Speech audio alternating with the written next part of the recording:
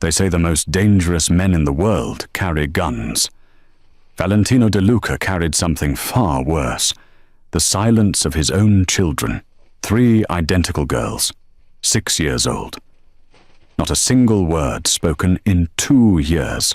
Not since the night their home became a battlefield and their mother's blood stained the marble floor. Therapists, specialists, even a renowned psychiatrist from Vienna, all failed. The De Luca fortune, built on fear and favors, couldn't buy back their voices. Then came a Thursday evening, an upscale restaurant called the Onyx Room, and a waitress who broke every rule in the service handbook. She didn't use therapy. She didn't use medicine. She used a fork and balsamic glaze on an empty plate. What happened next didn't just break the silence. It exposed a traitor, ignited a war, and brought the De Luca empire to the edge of collapse. This is the story of how 3 dots connected into a triangle saved a family, and how a waitress with student debt became the most dangerous woman in New York. Before we begin, kindly comment where in the world you are watching from. I'm responding to everyone. The Onyx Room didn't cater to regular people. It catered to the kind of people who made regular people nervous. It was 7:30 p.m. on a Thursday, and the restaurant was performing its usual theater of hushed elegance. Crystal chandeliers, white tablecloths, so crisp they could cut. Waitstaff who moved like shadows. But tonight, even the shadows were afraid. Becca Angelo balanced 3 water glasses on a tray and tried to keep her hands from shaking. She was 26, drowning in student loan debt, and 1 bad shift away from eviction. A semester short of her special education degree, a dream she'd abandoned when the foster system took her younger brother and never gave him back. Now she served overpriced risotto to people who didn't look at her face. But invisibility became impossible when Valentino De Luca walked through the door. The restaurant manager, Philippe, actually stepped backward. The sommelier dropped a wine list.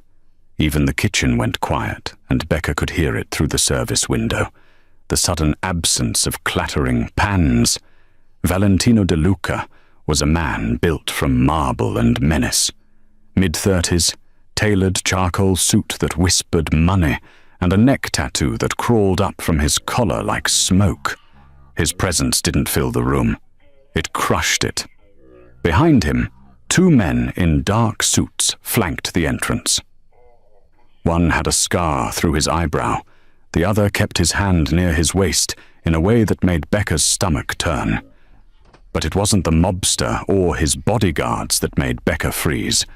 It was the 3 little girls holding his hands. Triplets, 6 years old. Identical in every terrifying way. They wore matching beige lace dresses with Peter Pan collars, their dark hair pulled into tight braids. Their faces were expressionless. Not sad, not scared, just absent. Like dolls arranged in a store window. "Table 12, Valentino said. His voice was low, controlled, and carried the kind of authority that didn't need volume. "The private alcove." Philippe nearly tripped over himself. "Of course, Mr. De Luca, right away. The chef will personally—" "Just seats and silence." The girls moved in perfect synchronization. 3 sets of polished shoes, 3 identical gazes fixed on nothing. They didn't look around. They didn't whisper to each other. They just existed. Becca watched from across the dining room as Philippe seated them. The bodyguards took positions, one near the kitchen entrance, one by the front door. The other diners suddenly found reasons to leave early. Within 10 minutes, the Onyx Room was empty, except for staff and the De Luca family. "Becca!" Philippa hissed, grabbing her elbow. His cologne was suffocating. "You're taking table 12. "What?" "Why me?" "Because Margot just quit, in the bathroom, texted her resignation." Philippa's eye twitched. "And because if I go over there again, I might have a heart attack. Just don't make eye contact. Don't ask questions. Bring water. Take the order. Smile. Disappear. Becca's heart hammered. Philippe, I really don't think you want your paycheck or not. She grabbed her notepad. Her hands were sweating. As she approached table 12, she could hear Valentino speaking. His voice had changed. Softer, pleading, almost unrecognizable from the command he'd given Philippe. Luna, Stella, Nova, please, just one bite. You have to eat something. The triplets sat in their chairs like 3 statues. Their hands were folded in their laps.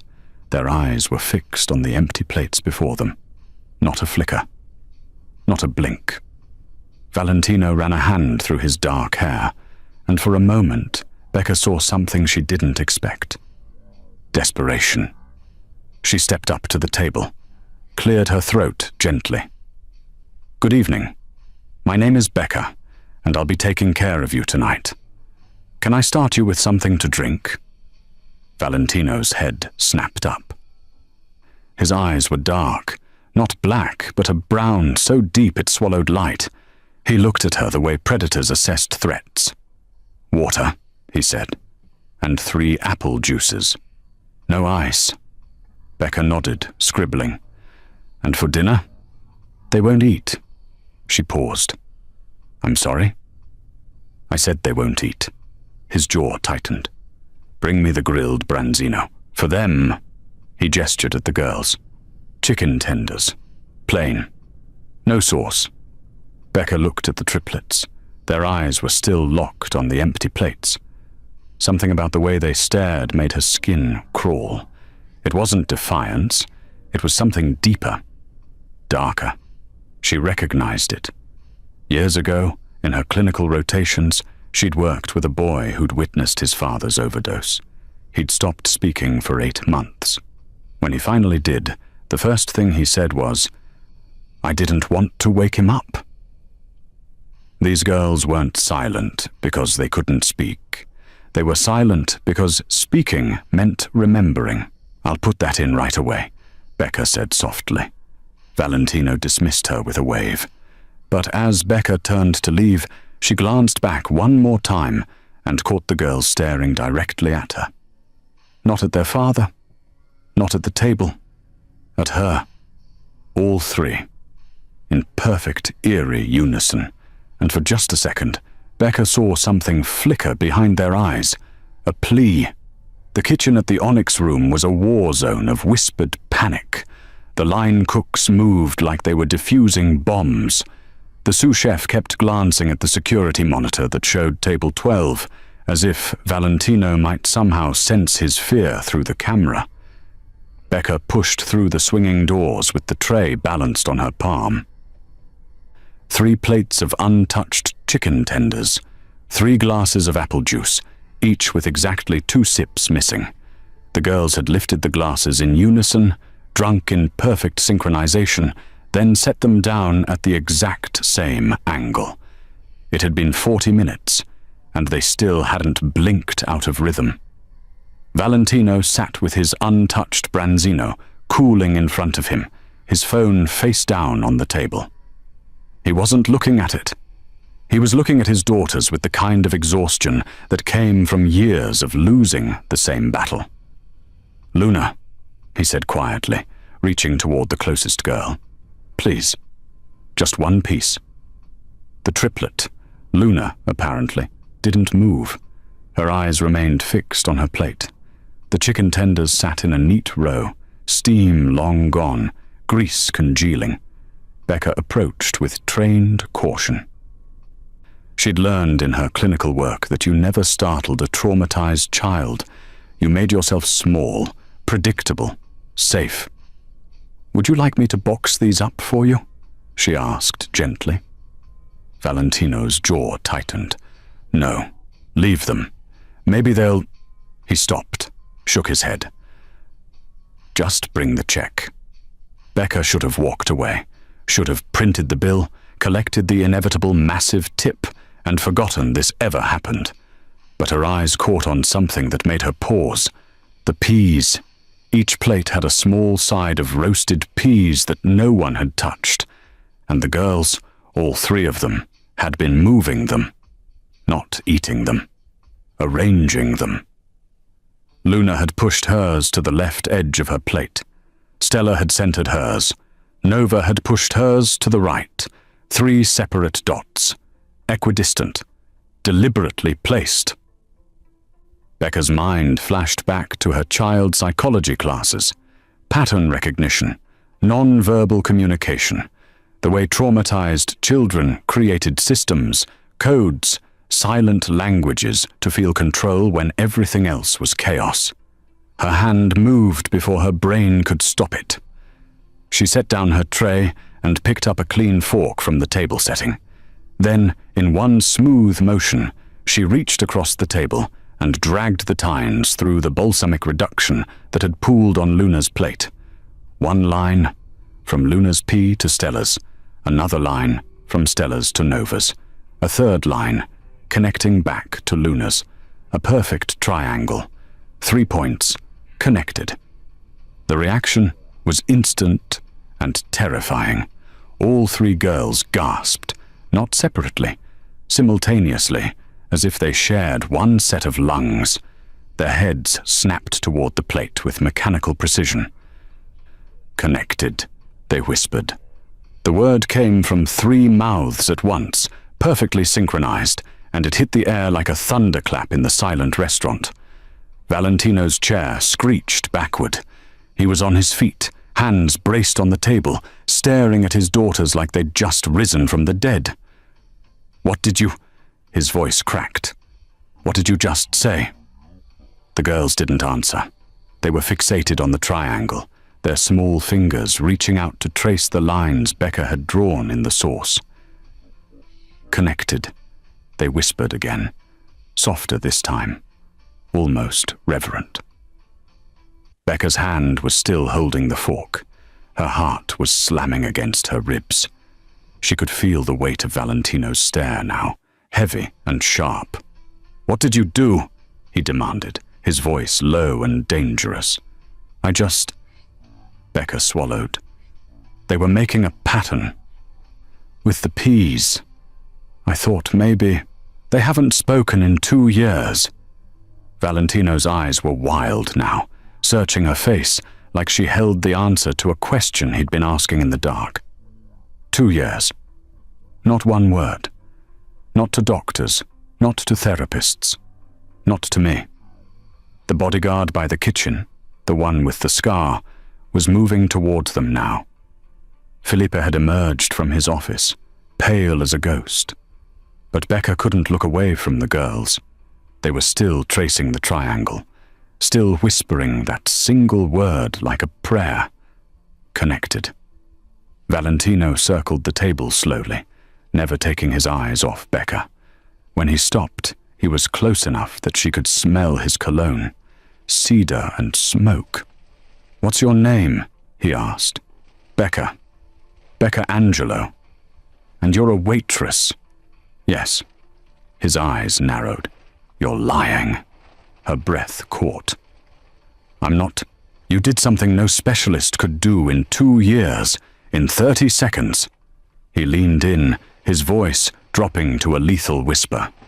"So I'll ask you again. What are you?" Becca's mouth went dry. "I was studying child psychology before I dropped out." Valentino stared at her for a long moment. Then he pulled out his phone, typed something, and pocketed it again. "You don't work here anymore," he said. "Excuse me?" "You work for me now." He reached into his jacket and pulled out a business card. No name, just a phone number embossed in silver. "Be at this address tomorrow morning, 8 a.m. I can't just—" "Yes, you can." His voice was iron. "Because you just gave me something I thought I'd lost forever." He looked back at his daughters, and for the first time since he'd walked in, Valentino De Luca smiled. It was the saddest thing Becca had ever seen. Becca made it exactly 4 steps toward the kitchen before Valentino's hand closed around her wrist. Not rough, not violent, but absolute. "We're not done talking," he said. Felipe materialized beside them, his face a mask of terror, trying to impersonate professionalism. "Mr. DeLuca, if there's been any issue with the service, I assure you, leave." Valentino didn't even look at him. Felipe vanished like smoke. Valentino guided Becca through the kitchen doors. The staff scattered immediately, abandoning half-plated dishes and simmering pans. Within seconds they were alone, among the stainless steel and steam. He released her wrist and leaned against the prep counter, arms crossed. The pose was casual, but everything about him radiated controlled danger. Like a blade resting in its sheath. "You're going to tell me everything," he said. "What you studied, where you trained, why you're slinging pasta instead of working with kids." Becca's back hit the walk-in freezer door. "I don't owe you my life story. No, but you owe me an explanation for what just happened out there." His eyes were locked on hers, unflinching. "My daughters haven't spoken since they watched men break into our home and put 3 bullets in their mother." 24 months of silence. Specialists from Johns Hopkins, a trauma therapist from Stockholm, even a goddamn child whisperer from California who charged me $50,000 to sit in a room and hum. Becca's stomach turned. "I'm sorry. I didn't know. And then you show up with a fork and balsamic vinegar. And suddenly they're talking." He pushed off the counter, closing the distance between them. "So, either you're a miracle worker, or you know something about my daughters that I don't. Which is it?" "Neither. I just—" Becca forced herself to breathe. They were making a pattern, 3 separate points. It looked like they were trying to communicate something, and when I connected them, they responded. "That's all." "That's all," Valentino repeated, his voice dripping with skepticism. "You read their minds with vegetables." "I read their behavior. It's basic developmental psychology. Traumatized children often create systems, patterns, ways to feel control. They were showing you something, and you weren't seeing it." His jaw tightened. "Watch your tone. You asked for an explanation. I'm giving you one." Becca's fear was still there. Sharp and cold, but something else was rising alongside it. Anger. Those girls out there are drowning, and everyone around them is treating them like broken dolls. They're not broken. They're locked inside themselves because the outside world isn't safe. Valentino stared at her for a long moment. Then, impossibly, he laughed. It was a harsh, bitter sound. "You've got spine, I'll give you that." He pulled out his phone, typed something, and turned the screen toward her. "That's your student loan balance, isn't it? $73,412. Becca's blood went cold. "How did you—" "I know everything, Miss Angelo. Your abandoned degree. Your brother in the foster system, who died in a car accident 3 years ago. The complaint you filed against a principal that got you blacklisted from teaching in New York." He pocketed the phone. "You wanted to save kids, and the system crushed you for it." Her hands were shaking now. "What do you want?" "I want you to work for me. Live in governess. Full-time. Your only job is to get my daughters to speak in complete sentences." "That's not how trauma therapy works. You can't just, 'I'll pay off your loans, all of them. 73,000 cleared by tomorrow morning." He stepped closer. "And I'll get your teaching certification restored. I know people on the licensing board. People who owe me favors." Becca's breath caught. "That's illegal." "Yes." "You're bribing me." "Yes." "And if I say no?" Valentino's expression didn't change, but something flickered behind his eyes. Not a threat. Something worse. Desperation. Then I'll find someone else who says yes. But they won't be you. And my daughters responded to you. His voice dropped. I've spent 2 years watching them disappear a little more every day. I'll do anything to bring them back. Anything. Becca looked past him toward the kitchen doors. She could see table 12 through the circular window. The triplets were still tracing the triangle on the plate, their movements synchronized, hypnotic. She thought about her student loans, the eviction notice taped to her apartment door, the teaching career she'd lost trying to protect a kid from his abusive father. She thought about her brother, the way his foster parents hadn't noticed he'd stopped eating until it was too late. I need to know something first, Becca said quietly. Those men who broke into your home, the ones who killed their mother, did you find them? Valentino's face went cold and hard. Yes. And? They're not a problem anymore. Becca closed her eyes. When she opened them, she'd made her decision. I'll do it. But I have conditions. Name them. I control their schedule, their therapy, their environment. You don't override me, you don't question my methods, and you don't bring your work around them. Ever. Done. And when I get them talking again, she met his eyes, you let me go. No strings, no favors owed. Valentino extended his hand. Deal. Becca shook it. His grip was warm, firm, and made her feel like she'd just signed her soul away. One more thing, he said. Pack a bag tonight. A car will pick you up at 6 a.m. Tomorrow? That's... My daughters just spoke for the first time in 2 years, Miss Angelo. I'm not waiting. He walked out of the kitchen, leaving Becca alone with the cooling pans and the weight of what she'd just agreed to. Through the window, she watched him return to table 12 and crouch beside his daughters. They didn't look at him, but their hands, all 6 of them, reached out simultaneously to touch the triangle on the plate. Connected. Becca pressed her palm against the freezer door, letting the cold seep through her skin. What the hell had she just done? The DeLuca estate wasn't a home. It was a fortress disguised as a museum. The black Mercedes had picked Becca up at exactly 6 a.m., driven by a man who didn't speak and didn't make eye contact. They'd driven north for 40 minutes, leaving the city behind for rolling hills and iron gates that opened without anyone touching them. The driveway alone was longer than her old street. When the house came into view, Becca's stomach dropped.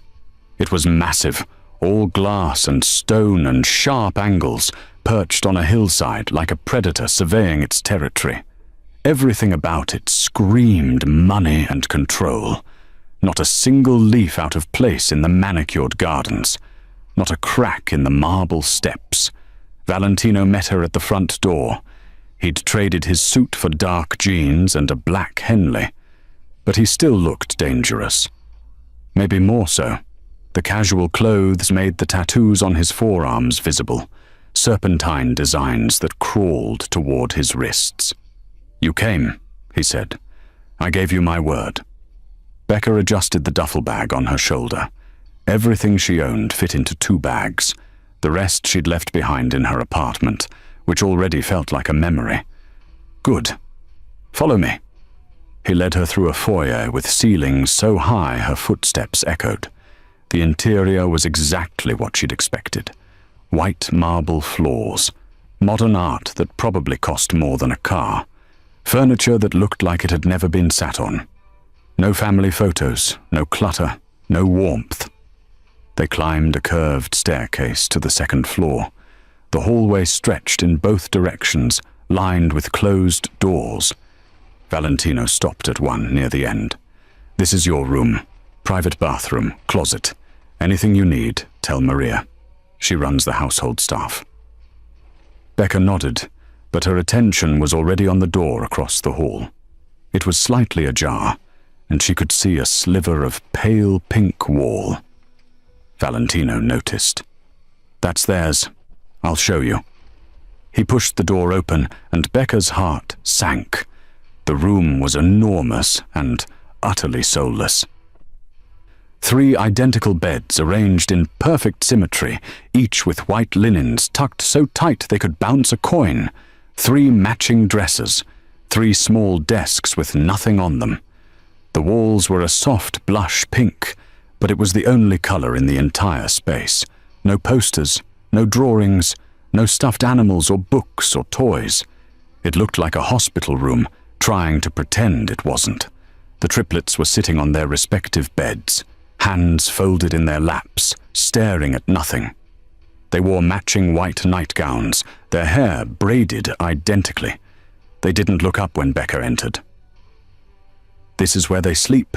Becca asked, her voice tight. "Yes. The interior designer said children need structure, and this isn't structure. This is a cage." She walked to the nearest bed and ran her hand over the comforter. It was cold to the touch. "Where are their toys? They don't play with toys. Because they don't have any." Valentino's jaw tightened. "They used to. After the incident, they stopped. They'd just sit and stare at them. So I had them removed." Becca turned to face him. "That's exactly when they needed them most. Children process trauma through play. You took away their language. I took away the reminders. You took away their childhood." Becca looked back at the girls. They still hadn't moved. "I need you to leave." "Excuse me?" "Leave. I need to be alone with them. You hovering isn't going to help." For a moment, she thought he might refuse. But then he nodded stiffly and walked out, closing the door behind him. Becca waited until his footsteps faded. Then she sat on the floor in the center of the room, cross-legged, and waited. 5 minutes passed. 10. The girls didn't move, but Becca could feel them watching her in their peripheral vision. "My name is Becca," she said quietly. "I'm not here to fix you. I'm here to listen." No response. "I'm also here to make a mess," she continued, "because I think this room is way too clean. Don't you?" Luna's finger twitched. Just barely. Becca stood and walked to the door, opening it wide. Valentino was in the hallway, arms crossed. "I need paint," Becca said. "Finger paints. All the colors. And I need pudding, whipped cream and chocolate syrup, and flour." "Why?" "Because your daughters need to remember how to make a mess." She held his gaze. "Trust me, or this doesn't work." He studied her for a long moment, then pulled out his phone and typed rapidly. "Done. Maria will bring it up in 20 minutes." When the supplies arrived, Becca spread a plastic sheet across the floor and opened every container. She dipped her hands in red paint and pressed them to the plastic. Then blue, then yellow. She mixed pudding with whipped cream and drew spirals. She made handprints and footprints and didn't care that paint was getting on her jeans. And slowly, like flowers turning toward the sun, the triplets slid off their beds. Luna approached first, her bare feet hesitant on the plastic. She stared at the paint, then at Becca. Becca held out her hand, palm covered in green. "It's okay. It washes off." Luna's small hand touched the paint. Her eyes widened. Then, for the first time since Becca had met her, Luna smiled. It was tiny, barely there. But it was real. Stella and Nova joined her.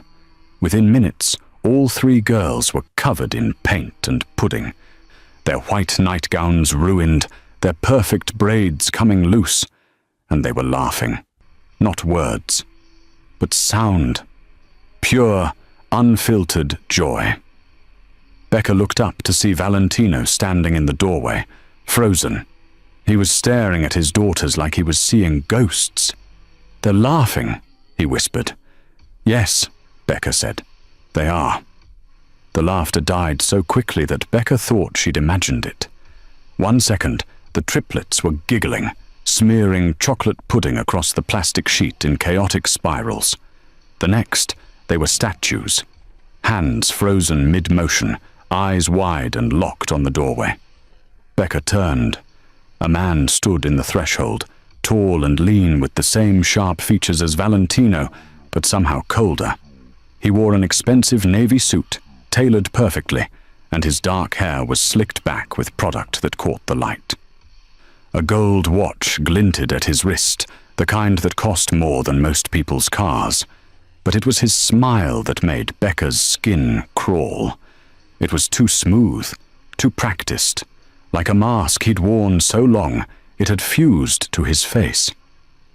"Well," the man said, his voice carrying an urbane warmth that didn't reach his eyes. "Looks like someone's been having fun." Valentino stepped between the man and the girls. "Lorenzo, I didn't know you were coming by. I texted. You didn't answer." Lorenzo's gaze slid past his brother to Becca. "And who's this? New staff?" "The girl's governess, Becca Angelo." Valentino's tone was clipped. "Becca, this is my brother, Lorenzo De Luca, my underboss." Lorenzo extended his hand, stepping forward. His shoes made a distinct sound on the hardwood floor just outside the plastic sheet. A measured click-click that was too precise, too deliberate. The triplets flinched in perfect unison. Becca noticed immediately. Their breathing had synchronized, 3 chests rising and falling in identical rhythm. Their eyes weren't on Lorenzo's face. They were locked on his feet. She stood slowly, positioning herself between Lorenzo and the girls. She didn't shake his hand. "Nice to meet you," she said, her voice neutral. Lorenzo's smile tightened. He lowered his hand. "Governess, how modern. I thought we'd agreed on boarding school, Fratellino." "We didn't agree on anything," Valentino said. "And they're not going anywhere. They're 6 years old and they don't speak. They need professional help, not..." Lorenzo gestured at the paint-covered plastic, his lip curling slightly. "Art therapy. They spoke 2 days ago." Lorenzo's expression shifted. Just for a moment, something flickered behind his eyes. Surprise, and something else. Something darker. "Did they?" He looked at the girls, his head tilting. "What did they say?" "1 word, but it's progress. 1 word in 2 years." Lorenzo laughed, but there was no humor in it. "Dante, be realistic. These girls are a liability. The family needs strength right now, not..." "Careful." Valentino's voice dropped to something lethal. "That's my daughters you're talking about." The air in the room changed. Becca could feel the tension coiling like a spring about to snap. Lorenzo raised his hands in mock surrender. "I'm just looking out for the family. You know that." He glanced at Becca. "No offense to your new hire, but trauma like theirs doesn't just go away because someone plays in the mud with them." "It's pudding," Becca said flatly. Lorenzo blinked. "What? Pudding? Not mud. And sensory play is a proven therapeutic technique for processing trauma in children. Is that so?" Lorenzo's smile returned, sharper now. He took a step closer, his shoes clicking against the floor again. All 3 girls jerked backward simultaneously, their hands clutching at each other. Becca's pulse spiked. She'd seen fear responses before, but this was something else. This was recognition. The girls weren't just afraid of Lorenzo. They knew him, knew the sound of his approach. "I think it's time for you to go," Becca said, her voice steady, despite the adrenaline flooding her system. Lorenzo's eyebrows rose. "Excuse me?" "The girls need consistency and calm. You're disrupting their session." She held his gaze. "So unless you have business with Mr. De Luca that can't wait, I'm asking you to leave." For a moment, Lorenzo just stared at her. Then he laughed, a genuine sound this time, though it carried an edge like broken glass. "She's got fire, this one. Where did you find her, Dante?" "Craigslist." "A restaurant," Valentino said. "Now get out." Lorenzo's smile vanished. He looked at his brother, and Becca saw something pass between them. An old argument. A wound that had never healed. "Fine, but we need to talk, tonight, about the Moretti situation." Lorenzo adjusted his cufflinks, a gesture that seemed designed to draw attention to his hands, to the snake tattoo that coiled around his right wrist, its head resting on the back of his hand. The girls made a sound, all three of them. A small, sharp intake of breath. Becca saw it then. Stella was staring at the tattoo like it was a loaded gun. Lorenzo noticed. His expression shifted into something that might have been sympathy if it weren't so calculated. Poor things. Still so jumpy. He looked at Valentino. "You sure you want them here? The estate isn't exactly child-proof these days." "They're safe here." "Are they?" Lorenzo's gaze lingered on the girls for a beat too long. "I hope you're right, Fratellino." He turned and walked away, his shoes clicking against the hardwood in that same measured rhythm. The sound faded down the hallway, down the stairs, until finally a door closed somewhere far below. Only then did the triplets breathe normally again. Becca knelt beside them, her mind racing. "Hey, it's okay. He's gone." But the girls weren't looking at her. They were looking at the doorway, their small hands still clutched together in a knot of fingers and fear. Luna's lips moved. No sound came out, but Becca read the word on her mouth. Snake. Valentino saw it too. His face went pale. "Becca, we need to talk. Now." Becca couldn't sleep. The guest room was too quiet, too perfect, like sleeping in a showroom. She'd been lying awake for 2 hours, staring at the ceiling and replaying Lorenzo's visit in her mind.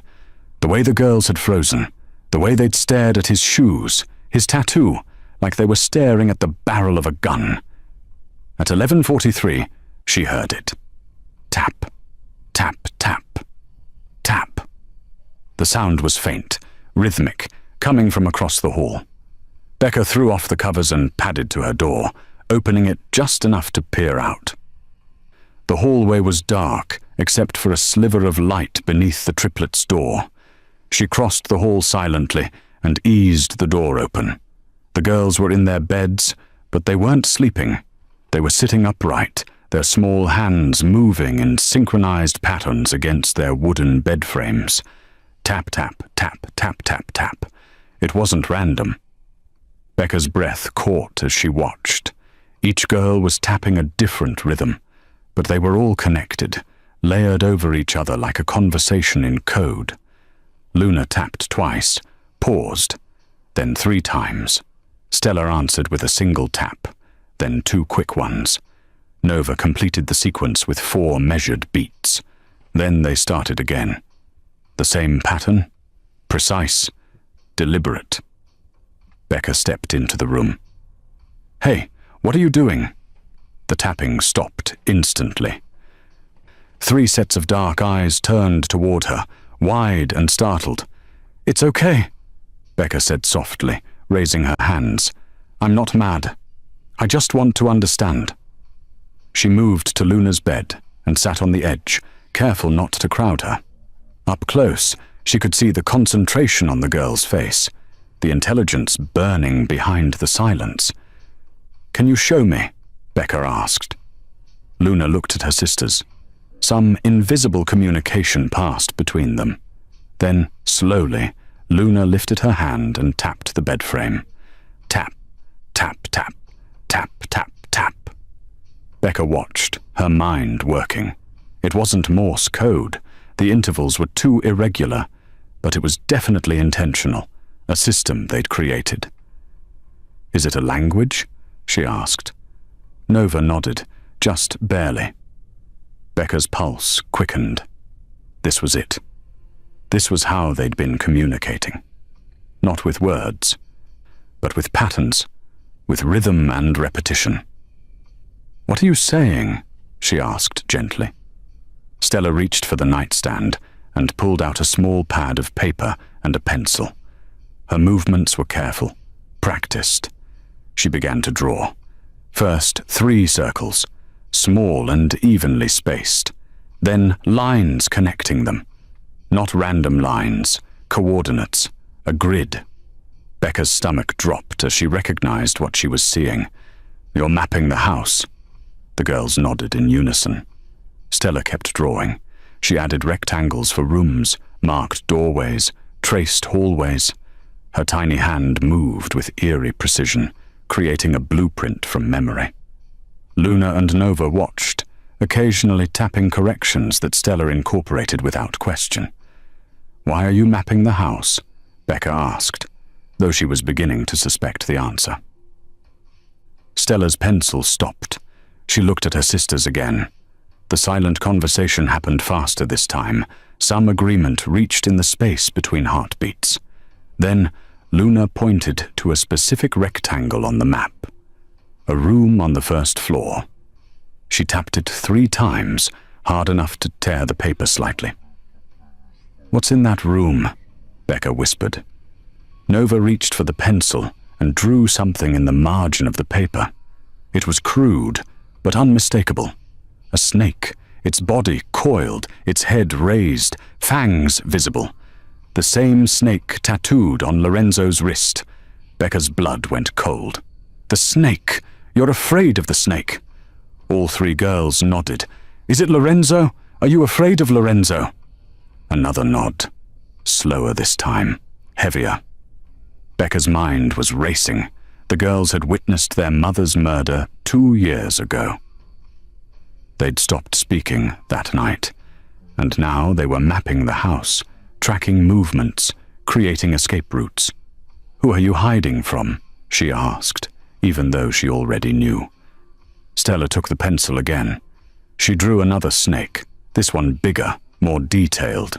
She added the outline of a hand, a wrist, the exact placement of Lorenzo's tattoo. Then, in shaky letters, she wrote a single word. "Uncle." Becca's hands were trembling. "Does your father know? Does Valentino know you're afraid of Lorenzo?" 3 heads shook no. "Why not? Why haven't you told him?" Luna's small hand reached out and touched Becca's wrist. Her fingers moved in a deliberate pattern. Tap, tap, tap, tap, tap, tap. Becca didn't understand the code, but she understood the message in Luna's eyes. Because we don't know who to trust. The door opened behind her. Becca spun to find Valentino standing in the threshold, his face illuminated by the hallway light. He was in sweatpants and a t-shirt, hair disheveled, and he looked exhausted. "What's going on?" he asked. "I heard voices." Becca stood slowly, positioning herself between him and the girls. Her mind was calculating risks, weighing options. If she told him what she'd discovered, what would he do? Would he confront Lorenzo?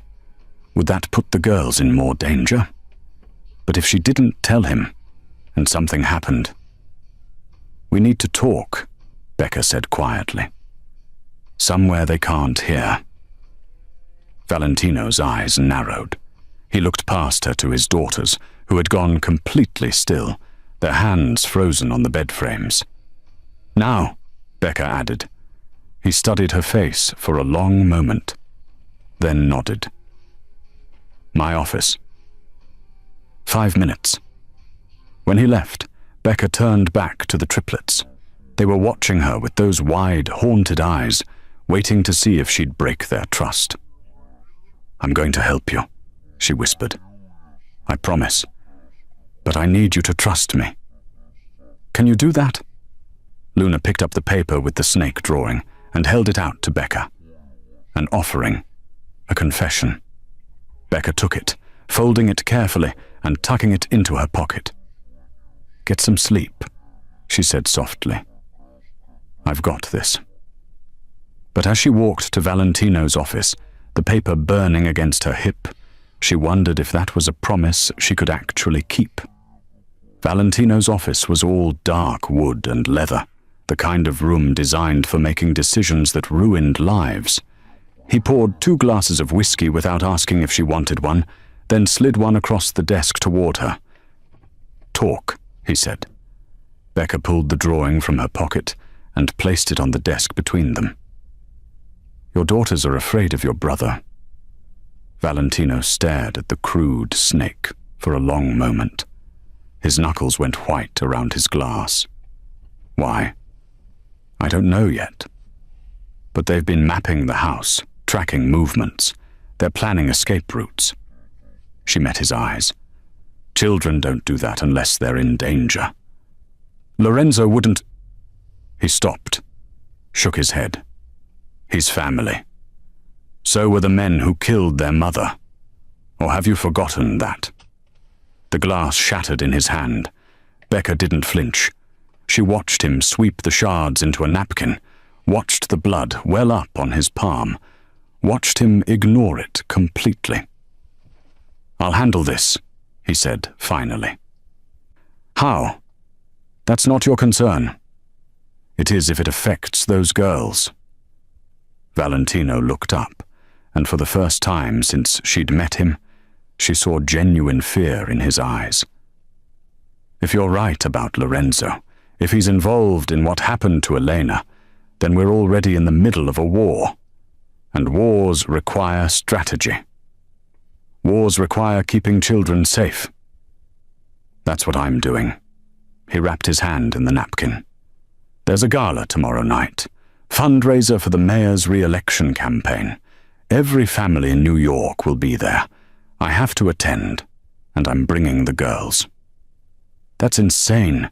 You just said—" "I said we're at war, which means I need to show strength. I need the other families to see that my house is in order, that my daughters are thriving. If I cancel, if I hide them, Lorenzo wins." He leaned forward. "You're coming too, as their nanny. I'm not a prop in your power play. You're whatever I need you to be. That was the deal." Becca wanted to argue, but he was right. She'd signed up for this, and walking away now meant abandoning 3 little girls who'd finally started to trust her. "Fine," she said, "but the girls don't leave my sight. Not for a second." The Plaza Hotel ballroom glittered like a dragon's hoard. Crystal chandeliers, champagne fountains, women in gowns that cost more than Becca's old car. The air smelled like expensive perfume and older money. Becca stood near the wall in a simple black dress that Valentino had sent to her room that morning. It fit perfectly, which somehow made her feel more uncomfortable. The triplets flanked her in matching burgundy velvet dresses, their hair in elaborate braids courtesy of Maria. They looked beautiful. They looked terrified. Becca kept one hand on Luna's shoulder, feeling the rapid flutter of the girl's pulse beneath the fabric. Across the room, Valentino worked the crowd with practiced ease, shaking hands, laughing at jokes that probably weren't funny, playing the role of legitimate businessman. Lorenzo appeared at his elbow like a shadow, equally polished, equally dangerous. "Breathe," Becca whispered to the girls. "I'm right here." The evening crawled by in a haze of forced smiles and careful conversations. Becca deflected questions from curious socialites about the poor DeLuca girls with practiced politeness. The triplets stayed silent, their hands linked together in a chain. Then Lorenzo started moving toward them. Becca's spine went rigid. She watched him cross the ballroom, his path deliberate, his smile fixed. He had 2 men with him, security she didn't recognize. "Miss Angelo," Lorenzo said smoothly when he reached them. "The girls look lovely. Dante asked me to bring them backstage for a moment. Photo opportunity with the mayor." It was a lie. Becca could see it in the way his eyes didn't quite meet hers, in the tension in his shoulders. "Mr. DeLuca didn't mention that to me," she said carefully. Last-minute decision. You understand how these things work. He reached for Stella's hand. "Come on, sweetheart. Uncle Lorenzo will—" Stella screamed. The sound ripped through the ballroom like a gunshot. Every conversation stopped. Every head turned. And then Nova and Luna joined her. 3 voices rising in perfect, terrible harmony. Lorenzo jerked back, his face going pale. "What the—" "Don't touch them," Becca said, her voice cutting through the chaos. She pulled the girls behind her, making her body a shield. "Don't you ever touch them." People were staring now. Phones were coming out. Becca could see Valentino pushing through the crowd, his face a mask of fury and confusion. Lorenzo's mask had slipped. For just a second, Becca saw raw hatred flash across his features. "You stupid bitch! Do you have any idea what you just— Is there a problem here?" Valentino's voice was ice. Lorenzo smoothed his expression back into place. "Your nanny is hysterical. I was simply following your instructions to—" "I gave no such instructions." Valentino looked at Becca. "Take the girls. Back door. Cars waiting." Becca didn't need to be told twice. She scooped up Nova, grabbed Luna and Stella's hands, and moved toward the service exit. Behind her, she could hear Lorenzo's voice rising, Valentino's dropping to something lethal. The girls were still crying, their bodies shaking with sobs they'd kept locked inside for 2 years. "You did so good," Becca whispered as they burst into the night air. "You were so brave." The Mercedes was already running. Becca bundled the girls inside and climbed in after them, her heart hammering. Through the tinted windows, she saw Valentino emerge from the hotel. His jaw was set, his hands clenched into fists. He looked like a man about to start a war. And maybe, Becca thought as the car pulled away, that was exactly what was about to happen. The ride back to the estate was silent, except for the girls' hiccuping breaths as they came down from their panic. Becca held all 3 of them, their small bodies pressed against hers, their tears soaking through her dress. She didn't speak, didn't try to soothe them with empty promises. She just held on. When they arrived, Valentino was already there. His car must have taken a different route, faster, more reckless. He was waiting in the foyer, his bow tie undone, his jacket gone. He looked like a man barely holding himself together. "Get them to bed," he said to Becca. His voice was flat, dangerous. "Valentino, now." Becca ushered the girls upstairs, helped them out of their velvet dresses, washed the tear-streaked makeup from their faces. They clung to her the entire time, their small hands fisted in her clothes like she might disappear if they let go. "It's okay," she whispered as she tucked them into bed. "You're safe. I promise." But the words felt hollow. She didn't know if they were safe, didn't know if any of them were. When she came back downstairs, Valentino was in his office, standing at the window with his back to the door. A fresh glass of whiskey sat untouched on his desk. "You humiliated me tonight," he said, without turning around. "I kept your daughters safe. By causing a scene in front of every crime family in New York. By making it look like I can't control my own household." He spun to face her, and his eyes were blazing. "Do you have any idea what you've done?" "I stopped Lorenzo from taking them. That's what I did. He's my underboss, my brother. He wouldn't what?" Becca pulled the drawing from her pocket and slapped it on his desk. "Wouldn't terrify 3 little girls. Wouldn't make them so afraid they've spent 2 years mapping escape routes?" Valentino stared at the snake. His jaw worked, but no words came out. "Your daughters didn't stop speaking because of trauma," Becca continued, her voice shaking. "They stopped because they didn't know who was safe. They saw their mother murdered, and then they saw that." She pointed at the snake. "That tattoo. on someone they were supposed to trust. You're saying Lorenzo killed Elena. I'm saying your daughters think he did, and children don't lie about fear. Valentino's hands were shaking. He braced them on the desk, his head dropping. He's my brother. Then prove me wrong. Check the security logs from 2 years ago. You said men broke into your home. How did they get past your security? How did they know exactly when Eleanor would be alone with the girls? It was a coordinated attack. They had inside information. From who? The question hung in the air like a guillotine blade. Valentino straightened slowly. He moved to his computer, fingers flying across the keyboard. Becca watched as screen after screen of data populated. Security footage, access logs, communication records. The breach happened at 9:43 p.m., Valentino muttered, more to himself than to her. South entrance. The system shows it was overridden with an administrative code. Who has those codes? Me, my head of security. And... He stopped. His face went white. Lorenzo. Becca's stomach dropped. When was the last time he used his code? Valentino's fingers moved, clicked. The timestamp appeared on screen. 9:41 p.m. 2 minutes before the breach. No, Valentino whispered. No, there has to be an explanation. Maybe he was checking the system. Maybe... Look at the location. Becca leaned over his shoulder, pointing at the screen. He wasn't here. He wasn't at the estate. He was logged in remotely. Valentino pulled up another file. Security footage from that night. Grainy, dark, but clear enough. 3 men in masks moving through the house.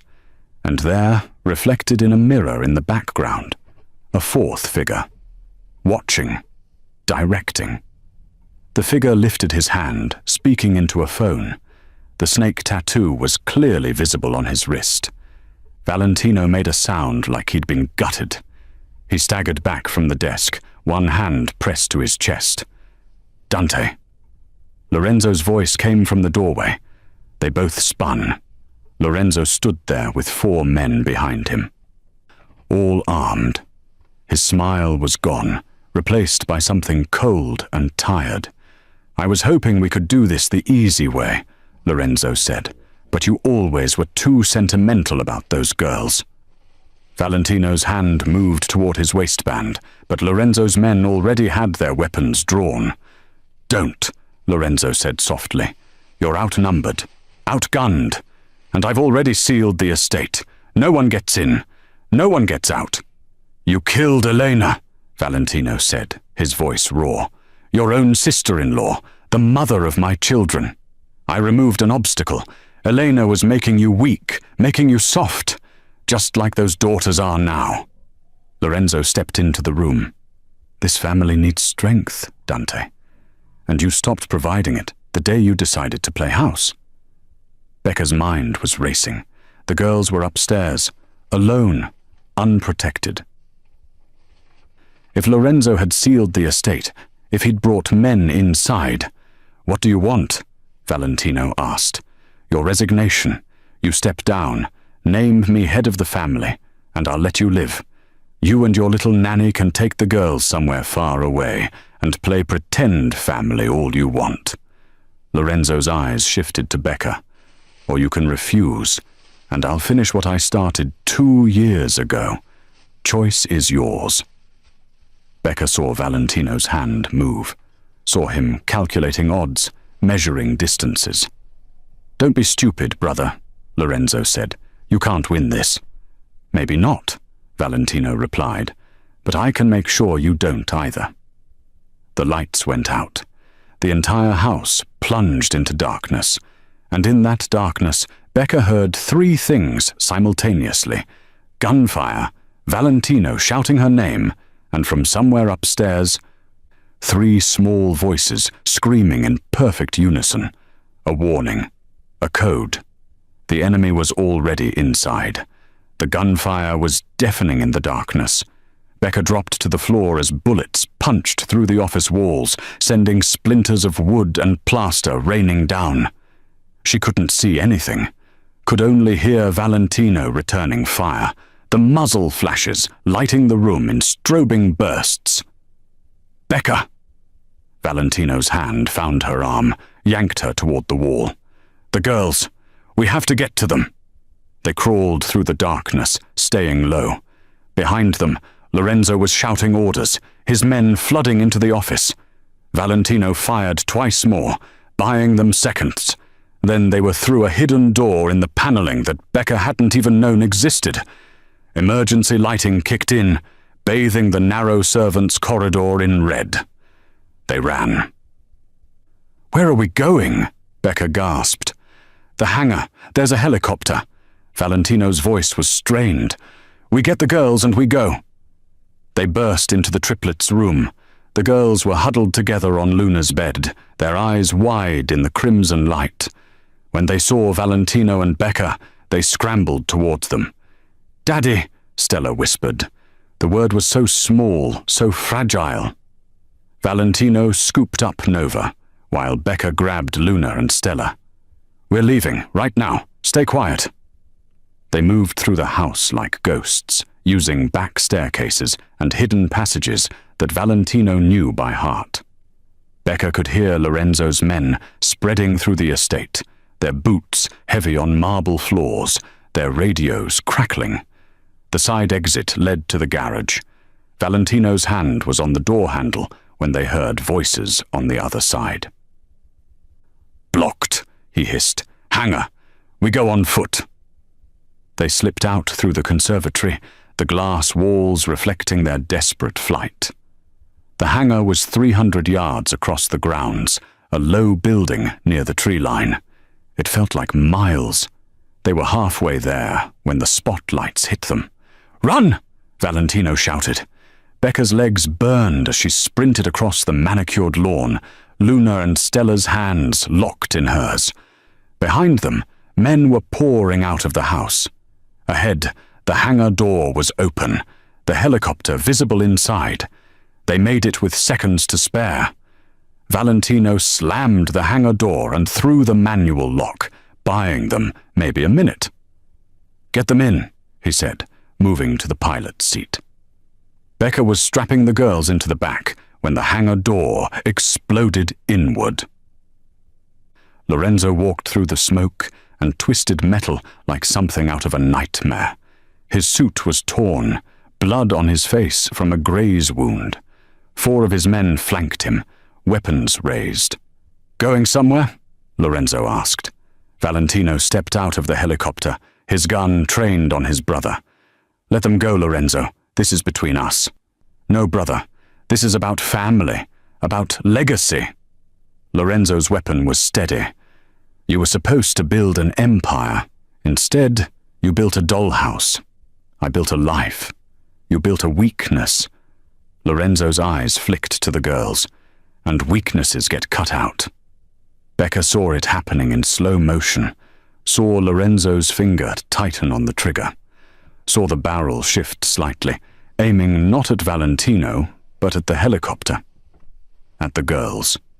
Her hand found the nearest object on the workbench beside her. A ceramic plate, probably left by a mechanic during a lunch break. The same kind of plate from the Onyx room. Time crystallized. She thought of that first night, of the balsamic glaze, of 3 dots connected into a triangle, of the word that had changed everything, connected. Becca threw the plate with everything she had. It spun through the air, catching the light, and shattered against Lorenzo's temple. His shot went wild, sparking off the hangar wall, and the triplets screamed, not in fear this time, in perfect synchronized command. "Down!" The word exploded from 3 small bodies with more force than seemed possible. It wasn't a cry. It was an order, given with absolute certainty. Valentino dropped like he'd been shot. Lorenzo's second shot passed through empty air where his brother's head had been a heartbeat before. And Valentino fired from the ground. 3 shots, center mass. Lorenzo staggered backward, his weapon clattering to the concrete. His men raised their guns, but another voice cut through the chaos. "Federal agents! Weapons down!" The hangar flooded with bodies in tactical gear, FBI logos stark on their vests. Lorenzo's men dropped their weapons, hands raised. But Lorenzo was still standing, blood spreading across his shirt, his eyes locked on Valentino with something like pride. "You finally grew teeth, little brother," he rasped. Then he collapsed. Valentino was on his feet, moving toward Becca and the girls. An FBI agent tried to stop him, but he pushed past. "Are you hurt?" His hands moved over the triplets, checking for injuries. "Tell me you're okay." "We're okay, Daddy," Luna said. Her voice was soft but clear. "Real." Stella nodded. "We saved you." Nova touched Valentino's face. "We talked." Valentino pulled all three of them against his chest, his body shaking. When he looked up at Becca, his eyes were wet. "You threw a plate," he said, his voice breaking between a laugh and a sob. "It worked the first time," Becca replied. An FBI agent approached, a woman with sharp eyes and a badge clipped to her belt. "Mr. DeLuca, we've been monitoring Lorenzo for 6 months, his communications, his movements. When we intercepted his plan tonight, we moved in." "You used us as bait," Valentino said flatly. "We saved your life." The agent looked at the girls. "And theirs. Lorenzo was planning to eliminate all of you tonight." Valentino stood slowly, the girls still clinging to him. "What happens now?" "Now? You answer some questions. You make some choices." The agent's expression softened slightly. "And you figure out what kind of man you want to be when this is over." Valentino looked down at his daughters, at Becca, who'd thrown herself into danger for 3 children who weren't hers, at the blood on his hands and the ruins of his brother's betrayal. "I already know," he said quietly. The FBI kept them for 6 hours. Questions in sterile rooms, under fluorescent lights that made everyone look like ghosts. Valentino answered everything with the kind of precision that came from years of controlling narratives. Yes, his brother had betrayed him.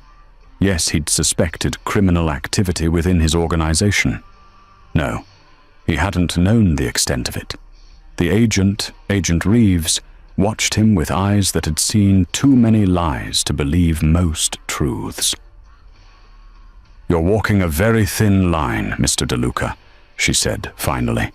"We have enough on Lorenzo to close multiple investigations, but your name is all over those same files. Then charge me." "We could." Reeves leaned back in her chair.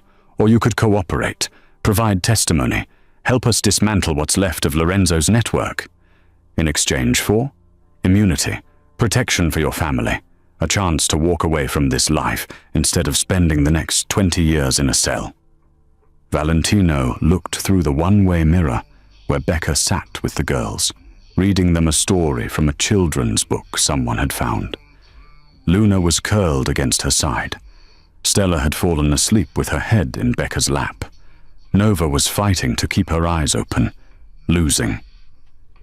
"What do I have to do?" he asked. 3 weeks later, the DeLuca estate was swarming with federal agents executing search warrants and accountants seizing assets. Valentino stood in his bedroom, the one he'd shared with Eleanor before she died, and packed a single suitcase. Not the expensive suits, not the silk ties or the Italian shoes, jeans, t-shirts, a leather jacket his father had given him before the old man went to prison. Things a person wore when they were just a person. Becca appeared in the doorway. "The girls are in the car. They wanted to bring the finger paints." "All of them?" "Every single container, plus the paper, the plastic sheets, and what I'm pretty sure is a yogurt cup they're using as a brush holder." Valentino smiled. It felt strange on his face. Unfamiliar. "Where are we going?" "You're asking me?" "You're the one who saved our lives with a plate." I figure you've earned some decision-making power." Becca crossed the room and took his hand. "Somewhere quiet. Somewhere they can be loud." They found it in Vermont, a farmhouse on 20 acres with a barn that was half collapsed and a kitchen that needed gutting. The previous owners had been a retired couple who'd moved south for their health. The realtor had apologized for the condition. Valentino had bought it in cash, one of the few things the FBI had allowed him to keep. They spent 6 months renovating. Valentino learned how to use a table saw. Becca learned that she was terrible at plumbing, but excellent at tile work. The girls learned that dirt wasn't scary, that chickens were funny, and that their father couldn't cook to save his life. 1 year later, the kitchen was chaos incarnate. "That's my pancake," Nova shrieked, trying to stab Stella's hand with a fork. "You already ate 3, Stella shot back, holding the plate above her head. "Girls," Becca warned, flipping another batch on the griddle, "we have plenty. Nobody's going hungry." "But hers has more chocolate chips," Luna chimed in from the table. Valentino walked in from his morning run, sweaty and grinning. He'd put on weight, good weight, the kind that came from sleeping through the night and eating meals you didn't check for poison first. "What's the crisis?" he asked. "Pancake inequality," Becca said, not looking up. "Also, your daughters are savages." "Our daughters," he corrected, kissing the back of her neck. The ring on her finger caught the morning light. They'd gotten married 2 months ago at the courthouse, with the girls as witnesses, and a judge who'd made terrible jokes about the bride and groom, both keeping their last names. "Our daughters are savages," Becca amended. Nova noticed him and launched herself across the kitchen. "Daddy, tell Stella she has to share." "Tell Nova she's being greedy," Stella countered. "Tell them both that I should get the extra pancakes, because I'm the oldest," Luna added with impeccable logic. Valentino caught Nova mid-flight and spun her around. "I think you're all going to share equally, or nobody gets chocolate chips tomorrow." The simultaneous gasp of horror was deeply satisfying. He set Nova down and moved to the stove, wrapping his arms around Becca's waist as she worked. "How's the morning been?" "Loud," she said. "Chaotic. Perfect." Through the window, he could see the barn they'd converted into offices. The sign out front read, "Sentinel Security Consulting," in simple black letters. Legitimate work. Background checks. Private security for executives. Cybersecurity consulting. Boring. Legal and entirely his. His phone buzzed. A text from his new business partner, a former FBI agent named Marcus, who'd retired to start his own firm and had taken a chance on Valentino when most people wouldn't. "Client meeting moved to 2 p.m. Don't be late." "I have to go into town this afternoon," Valentino said. "The Henderson contract?" "Yeah, should be straightforward." "Nothing with you is straightforward," Becca said, but she was smiling. Stella appeared at his elbow. "Daddy, can we come?" "To a business meeting?" "We'll be good. We'll be so quiet." "You 3? "Quiet?" Valentino raised an eyebrow. "I don't believe it for a second." Luna and Nova rushed over, forming their devastating triple-pronged attack. "Please, we want to see your office." Valentino looked at Becca. She shrugged. "They've been practicing their professional behavior." "That's terrifying." "Deeply." He crouched down to the girl's level. "Okay, but you have to promise. No running, no yelling, and absolutely no rearranging Mr. Henderson's office." "We only did that once," Nova protested. "Once was enough." They squealed and ran to get their shoes, a thundering herd of enthusiasm and mismatched socks. Becca plated the pancakes, calling the girls back to the table. They came reluctantly, arguing about who got to sit where, whose fork was whose, whether syrup should go on pancakes or beside them. Valentino watched them from the doorway, These three small humans who'd stopped speaking for 2 years, and now couldn't seem to stop, who'd saved his life by finding their voices at exactly the right moment. "You good?" Becker asked softly.